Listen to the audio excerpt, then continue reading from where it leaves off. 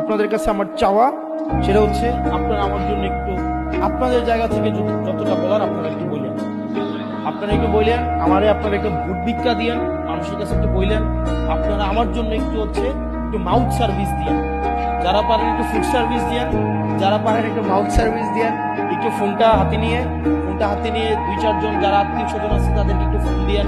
যদি মনে হয় আমরা যোগ্য, যদি মনে হয় আমাদের দ্বারা সম্ভব, তাহলে আমাদেরকে যেন বিবেচনা করে এই আকুল আবেদনটা আপনারা জানেন।